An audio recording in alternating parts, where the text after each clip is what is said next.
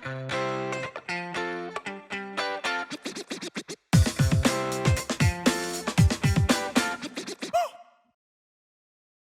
warahmatullahi wabarakatuh, sama sorry Sasang Mates ya. Thank you buat Sasang Mates tadi yang sudah join di kelas Captive Writing tadi, tapi karena ada keterbatasan waktu sehingga saya tidak dapat menjawab pertanyaan dari Sasang Mates nomor 1. Maka di sesi Q&A berikut ini saya coba menjawab pertanyaan dari Sasang Mates ya. Akan ada 2 pertanyaan ya yang akan coba saya pilih. Oke, pertanyaan pertama dari Stephanie. Stephanie bertanya bahwa, Kak, apa bedanya Adliner dengan Adlibs? Oke, ini menarik sebenarnya.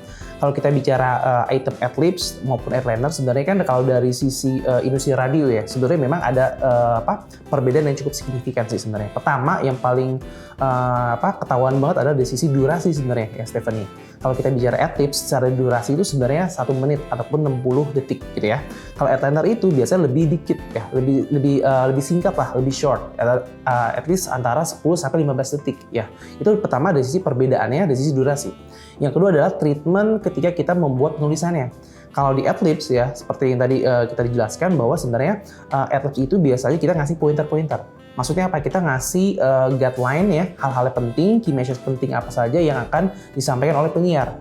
Sedangkan Adliner kita benar-benar membuatnya menjadi sebuah let's say kalimat ya, kayak scripted banget, tapi dengan durasi yang lebih pendek. Jadi kurang lebih itu perbedaan antara Adliner dengan Adlibs. Semoga menjawab ya. Yang kedua dari Hairudin. Hairudin bertanya bahwa, Kak, apa sih tips penulisan kreatif yang baik? Oke, jadi sebenarnya kalau kita bicara mengenai tips penulisan kreatif yang baik, sebenarnya sebelum kita jump in kepada teknik penulisannya, ide-idenya, tapi kalau menurut saya pribadi adalah tipsnya adalah bagaimana kita membuat sebuah penulisan kreatif yang baik adalah bagaimana penulisan tersebut harus sesuai dengan brief ya, on brief. Jadi bagaimana kita membuat sebuah penulisan yang memang menjawab masalah dari klien. Jadi kita harus mencari masalah dari klien itu apa dan kita coba membuat solusinya. Jadi sebenarnya penulisan yang baik adalah bagaimana kita sebagai creative writer berusaha menyampaikan sebuah informasi ya, menyampaikan sebuah solusi kepada para pendengar ya, based on masalah yang mereka hadapi. Jadi kita as a brand tuh sebagai solusi dari masalah mereka. Dan yang kedua, yang paling penting adalah bagaimana kita harus peka ataupun alert terhadap target audience sih sebenarnya. Karena percuma nih teman-teman membuat sebuah penulisan kreatif yang baik, yang let's say out of the box, tapi memang dari sisi target audience-nya kita tidak tepat sasaran. Jadi percuma, let's say misalnya ketika teman-teman diharuskan menyampaikan sebuah pesan, mengkomunikasikan sebuah pesan kepada khalayak misalnya usianya let's say 19 tahun gitu misalnya.